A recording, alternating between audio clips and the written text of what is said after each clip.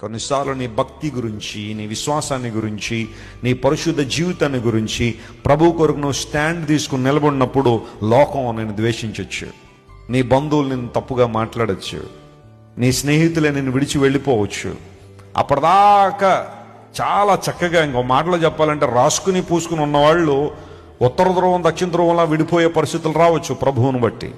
But don't worry, ఈరోజు నువ్వు ఎదుర్కొంటున్న ఆ శ్రమ, ఆ ఎడబాటు, ఆ ఒంటరితనం, లేదా ఆ నిందలు, ప్రభు కొరకు నువ్వు పడుతున్న అవమానాలు నీ భక్తి జీవితాన్ని అపహాస్యం చేస్తూ, లోకస్తులు వేసుకునే జోకులు, కొన్నిసార్లు నిన్ను అతి తీవ్రంగా విమర్శిస్తూ నిన్ను తక్కువ చేయాలని భయంకరంగా మాట్లాడుతున్న మాటలను చూసి నువ్వేనాడు కూడా అధైర్యపడాల్సిన అవసరం లేదు. నాకే రావాలండి వెస్లీ గారు, నాకే ఈ రోగం అండి, నాకే ఈ భయంకరమైన వ్యాధి అండి, నాకే ఈ భయంకర నిందలండి, ఈ ఒంటరితనం అండి, ఎడబాటండి, పైగా వీడితో పాటుగా మనుషులందరూ తప్పుగా మాట్లాడుకునే పరిస్థితులు నాకే రావాలండి అనుకుంటాం. కానీ కొన్ని సందర్భాల్లో దేవుడు ఆ శ్రమల ద్వారా నిన్ను పరిపూర్ణతను తీసుకొచ్చి ఆయన మహిమతో నింపాలని, మేలుతో నింపాలని దేవుడు కోరుతున్నాడు.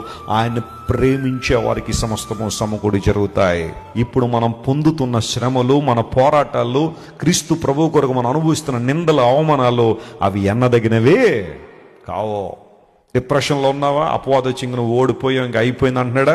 లే, పట్టుకో, గట్టిగా ప్రభు పాదాలు పట్టుకో, బైబిల్ పట్టుకో, దేవుని వాక్యాన్ని చదువు, సేవకులు అందిస్తున్న వర్తమానాలు తరచుగా విను, మరలా విను, శక్తిని పొందుతావు, నిలబడతావు, అనేక మందికి దీవెనకరంగా ప్రభు మారుస్తాడు.